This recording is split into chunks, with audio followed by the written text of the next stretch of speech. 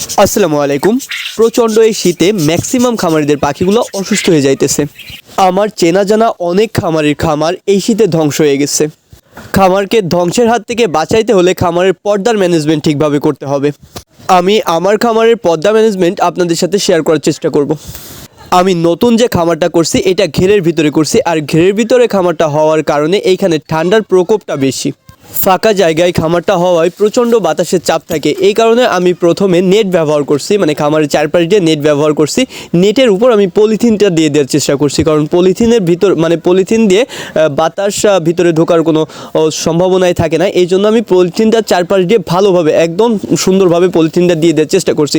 তো আলহামদুলিল্লাহ এইভাবে দিয়ে দেওয়ার পরেও আমি আমার যেখানে পাখিগুলো রাখি পাখিগুলোর চারপাশ দিয়ে আবারই কাপড় দিয়ে ঘিরে দিই, যাতে যদি কোনোভাবে ওইখান থেকে হালকা বাতাসটা ভিতরে ঢুকতেও চাই, যাতে ওই কাপড়ে সেই বাতাসটা আটকে দেয়। এই জন্য আমি দেখেন এখানে আপনাদের দেখানোর চেষ্টা করছি যে পলিথিনের উপর দিয়ে আবার আমি কাপড় ব্যবহার করছি। কাপড়টা দেওয়ার কারণ সেটা তো আপনাদের জানালাম। এবং আমার বাসায় যে খামারটা আছে সেই খামারটা দেখেন আমি কত সুন্দর করে একদম পুরো প্যাকেটিং করার মতো। তো একটু জায়গা ফাঁকা রাখি, যেখান থেকে মানে উত্তর পাশটা ফাঁকা রাখি না, দক্ষিণ পাশের হালকা একটু ফাঁকা রাখি, যাতে ওইখান থেকে গ্যাসটা বাইরে বের হয়ে যাইতে পারে। কিন্তু বাকি সব জায়গা একদম সুন্দরভাবে ঘিরে ফিরে রাখার চেষ্টা করি।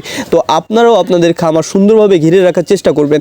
আর খামারের ভিতর অবশ্যই লাল লাইট ব্যবহার করতে হবে। রাত্রে অন্তত যত সময় পর্যন্ত সূর্যের আলো না ওঠে, রাত থেকে শুরু করে সূর্যের আলো ওঠা পর্যন্ত লাল লাইটটা ব্যবহার করতে হবে। কারেন্ট বিলের দিকে তাকাইলে আপনারা আপনাদের পাখি টিকাইতে পারবেন না। তো ইনশাল্লাহ এইভাবে আপনি পরিচর্যা করেন। এবং যদি আপনার পাখিতে ঠান্ডা লেগে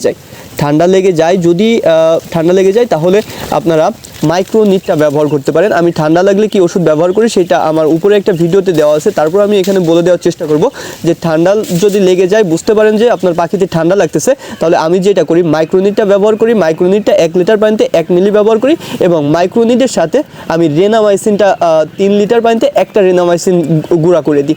তো এইভাবে যদি ঠান্ডা লেগে যায় তাহলে এই নিয়মটা ফলো করতে পারেন। এইভাবে 3 থেকে 5 দিন খাওয়াইতে পারেন, ইনশাল্লাহ আপনার পাখি সুস্থ হয়ে যাবে। আর যাদের পাখি এখনও পর্যন্ত সুস্থ আছে তারা হেলাফেলা করলে হবে না।